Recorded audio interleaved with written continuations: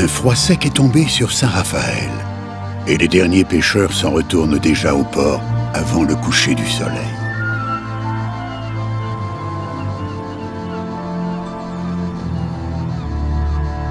Profitant des dernières lueurs du jour, le petit Lucien observe les moirages du ciel tout encamailleux de rouge et d'orangé.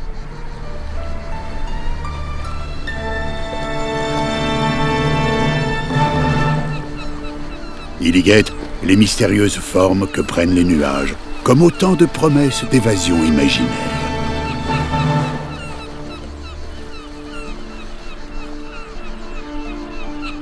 Ah, s'il n'avait qu'un souhait, rien qu'un seul, en ce 24 décembre de tous les possibles. Qu'il aimerait se laisser porter par les embruns venus de si lointains ailleurs, et laisser voguer ses rêves par-delà les horizons, par-delà le monde visible. Lucien, en explorateur de l'inattendu, en découvreur de terres insoupçonnées.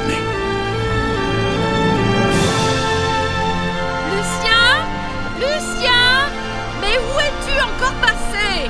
Reviens vite, mon garçon, tu vas nous mettre en retard pour la veillée. Maman? Oh, mon Dieu, quelle heure est-il? Allez, mon Lulu, en salle! Et au pas de course, avant que la veillée ne soit commencée. Sinon, qu'est-ce que je vais prendre? S'il vous plaît, poussez-vous, poussez-vous! Eh, doucement, bonhomme! Excusez-moi, monsieur. Oh, pardon! Oh, quel imbécile! Laissez passer! Fichu d'apport! Regarde ce que t'as fait! Mais Lucien n'a que faire de tous ces gens qui l'interpellent. Il ne les entend pas. Il est déjà loin, pédalant à toutes jambes dans les ruelles de la ville, de sa ville.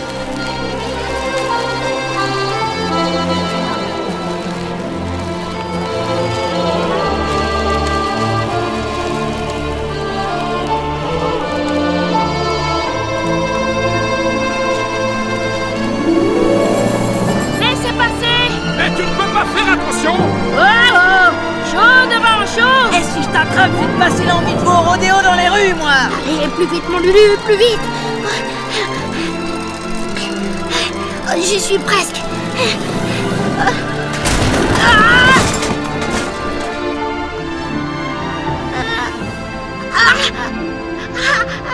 Voilà qui t'apprendra à faire le zouave. Mais qu'est-ce qui t'est passé par la tête? Bon, ça va, Lucien, tu n'as rien, juste une petite égratignure. Allez, viens maintenant. La veillée va commencer.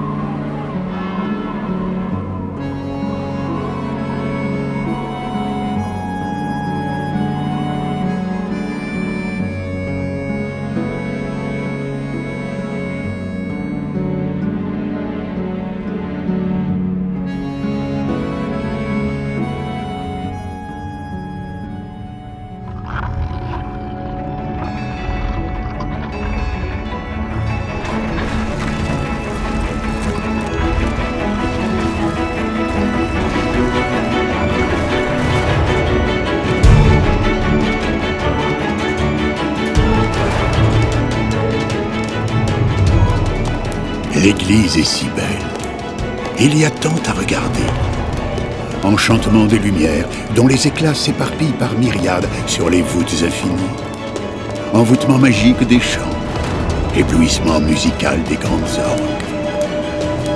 Et puis, soudain, tout bascule dans un nouveau décor. Maman? Maman? Où es-tu? Que se passe-t-il? Lucien et happé dans un grand tourbillon.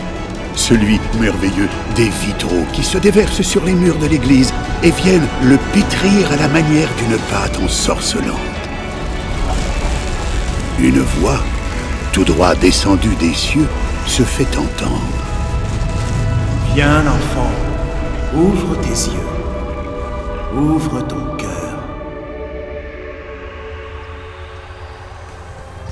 Lucien, lui qui rêvait de partir par-delà le monde visible, le voici, en ce soir de Noël, aux portes d'exploration secrète. L'enfant est à nouveau sur sa bicyclette, désormais magiquement porté par les airs.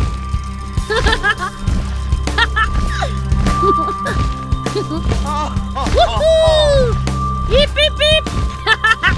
Plus haut encore!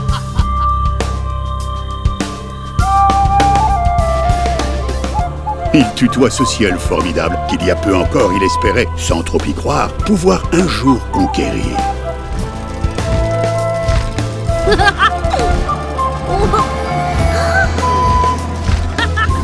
Plus haut encore! Plus haut!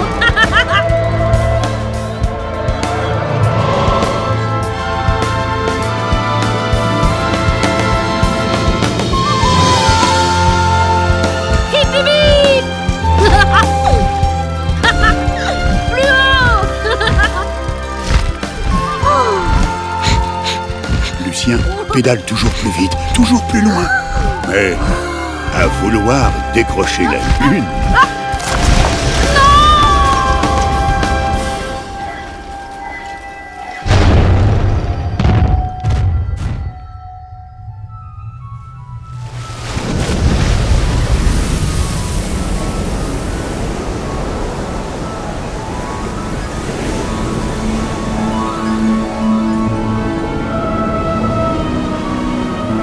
Vertigineuses abysses, gardiennes des mémoires oubliées d'un passé englouti. Lucien s'y aventure ici avec cette même excitation que celle qui l'avait conduite jusqu'au nuage.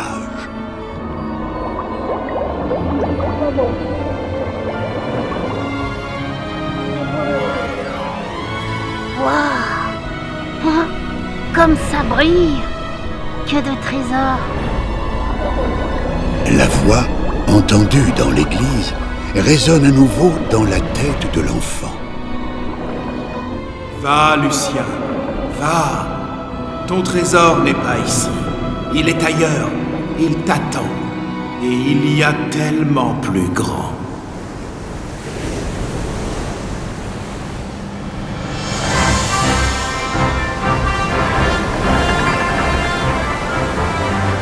Les paroles sont mystérieuses. Qu'a voulu dire la voix? Lucien n'a pas le temps d'y réfléchir davantage, qu'il se retrouve soudainement dans une simple barque en pleine mer, seul.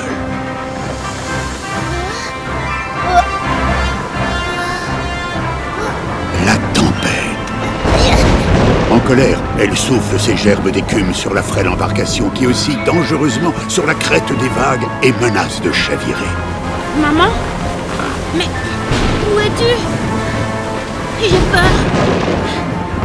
S'il vous plaît, ramenez-moi auprès d'elle. C'est promis, 1000 fois promis. Je ne désobéirai plus.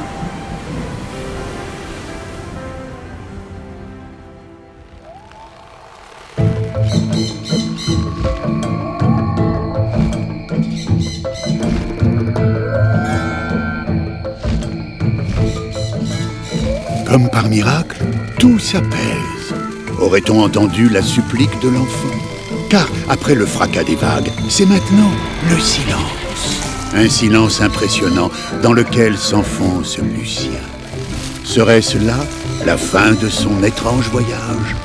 L'endroit est glauque, parcouru de longues sinuosités d'êtres étranges.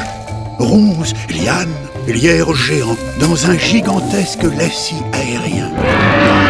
Frôlements inquiétants des grands habitants des lieux. Et Lucien, si petit dans ce dédale immense.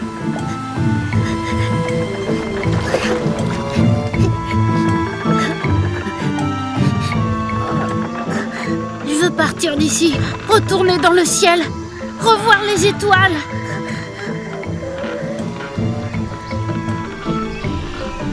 Alors, une main invisible écarte la forêt marécageuse et Lucien est à nouveau dans les airs.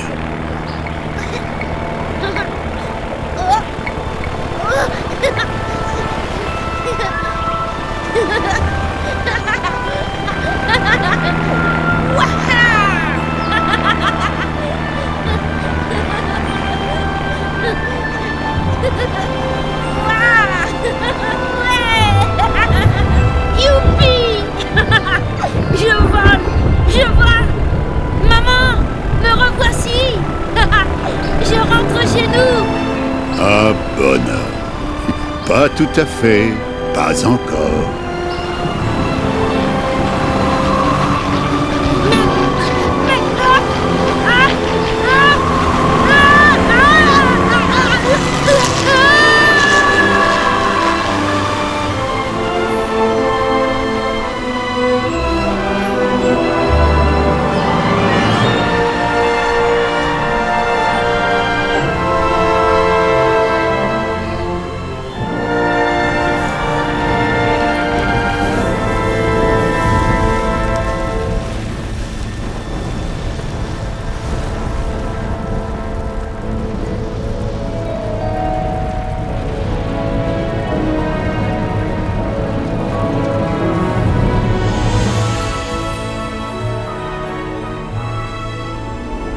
Rencontre improbable entre deux enfants égarés dans leur monde, perdus dans leur imaginaire. Eh oh! Eh oh, par ici! Je t'attendais. T'en as mis du temps. Ouvre tes mains.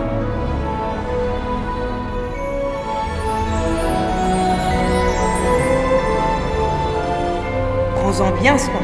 Des pétales de rose! Comme ils sont beaux! Merci! Au revoir, Lucien. Au revoir!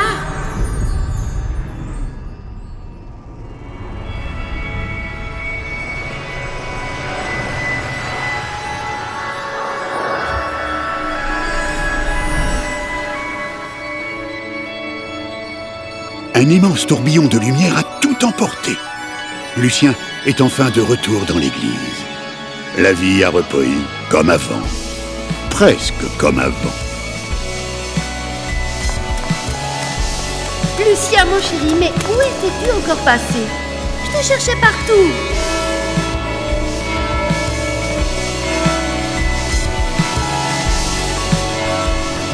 Et si tout ceci n'était finalement qu'un rêve? Lucien ouvre alors sa main droite. Il y voit les pétales que lui a confiés l'enfant aux cheveux d'or. Non, il n'a pas rêvé. Allez, épanouissez-vous et semez la joie sur Saint-Raphaël.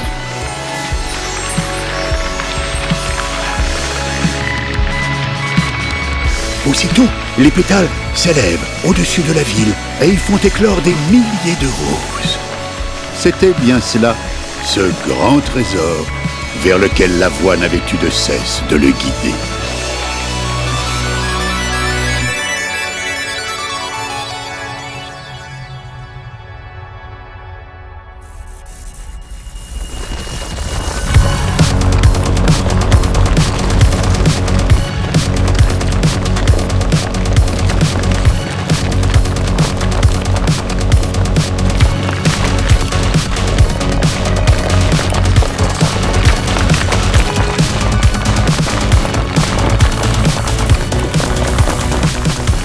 Le ciel a allumé ces milliers d'étoiles qu'un froid piquant avive avec une vigueur toute nouvelle.